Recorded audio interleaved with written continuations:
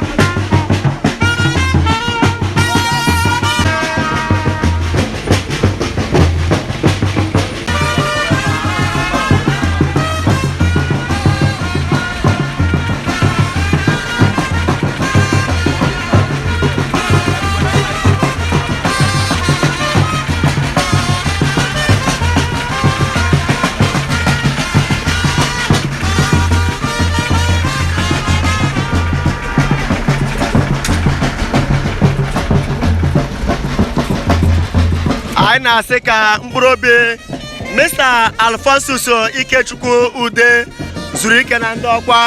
Amen.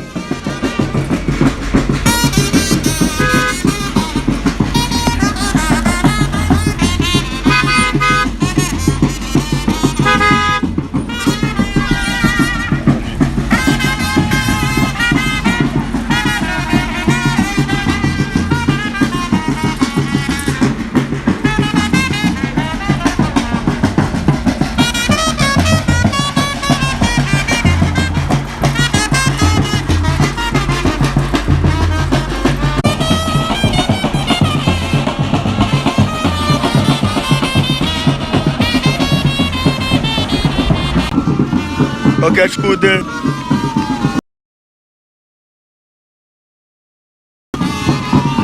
Ebe anyị nọ bụ na Umuaga obodo dị na Udeh gọọmenti area of Enugu State. And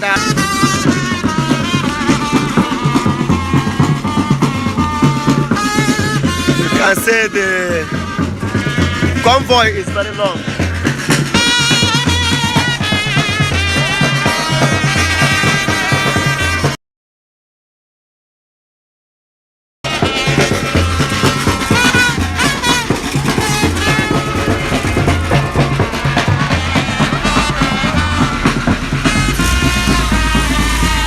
Biko na-agwa na ya bụ nshi esere a na-agwa na ya bụ nọ na-ekwu na aha unu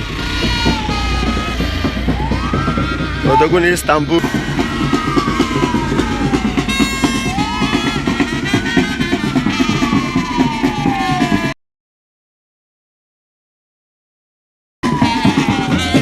Odogwu Joshua anyị na-ekene gị nnukwu mmadụ ebu afọ mmadụ ma ego.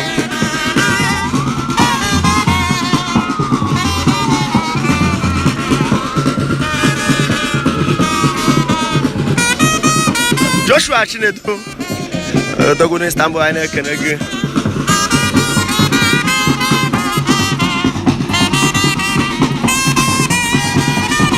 Liquid money powerful man, liquid money odogwu na-eme liquid money. Unu share wekwanụ video ka ndị ọzọ join ya. Share the video to other people. Share the link to other people ka ha join ya.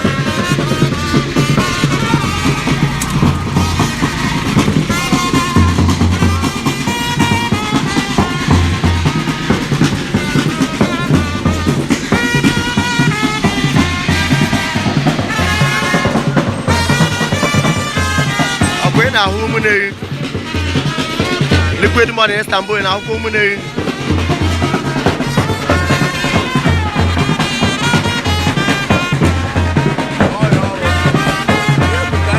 Yes, liquid money. Yeah.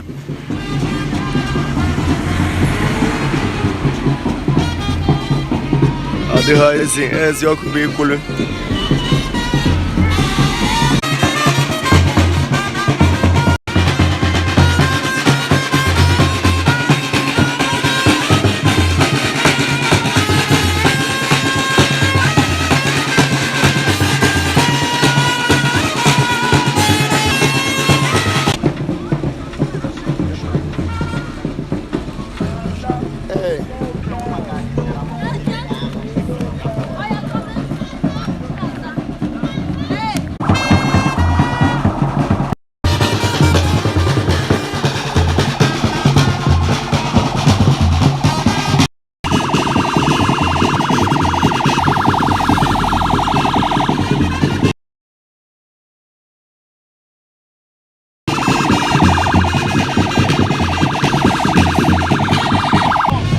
Alphonsus Okechukwu Udeh.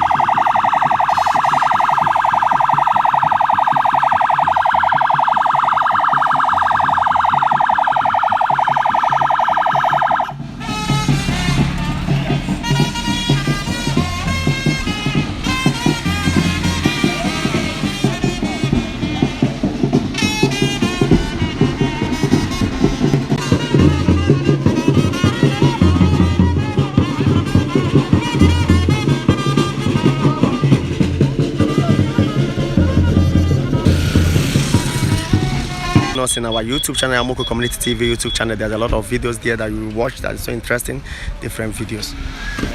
And also Amoko TV channel and Amoko